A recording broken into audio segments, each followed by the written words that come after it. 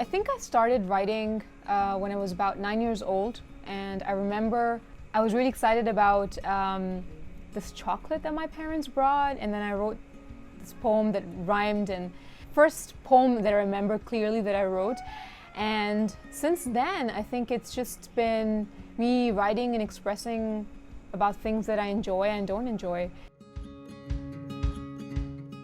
Well, I started writing poetry first, right? And it was always me trying to question and find answers within my mind, I guess. And when I did start traveling, and that was more of me exploring mountains and the wild and the nature, the need to do that, it really did impact my poetry in the sense that it became a lot more reflective.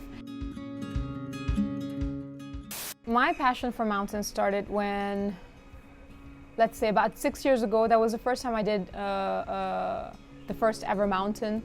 It was a time in my life where I was sort of questioning a lot of things. I was never a sporty or athletic person before that, and I just got to wonder, like, what's the most exciting thing that I've ever done? And the fact that I'd never broken a bone, for instance, really bothered me as well. I think it was just that question, and eventually that journey and that sort of me looking out for something to do, find a passion that moves and drives me. And I came across mountaineers, and it interested me, and the next thing I know is I booked a trip I trained, but I didn't look into any negative aspect of it.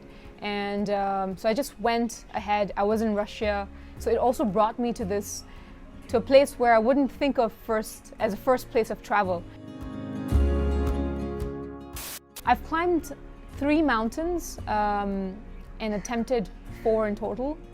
So it's Mount Elbrus in Russia, Mount Kilimanjaro in Tanzania, and Mount Tubkal in Morocco, North Africa.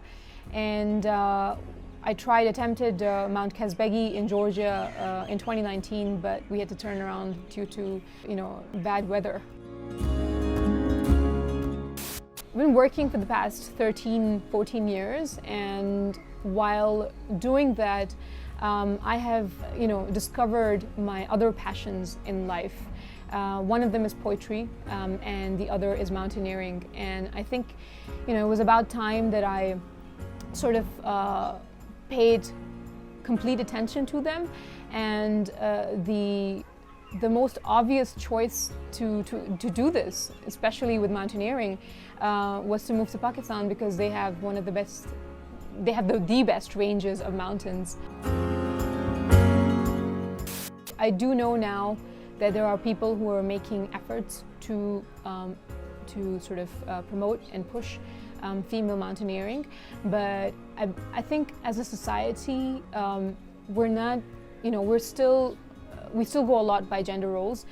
So it's usually not the first thing, the first idea that a person has, that a woman would enter mountaineering. Even for my family, for instance, it was like, oh, really, you want to do this? Even my friends, I would say, in Dubai, didn't really believe that I was going to make it to the top of the first mountain, but when I did, it changed that perspective. So it is always a secondary thought, I would say.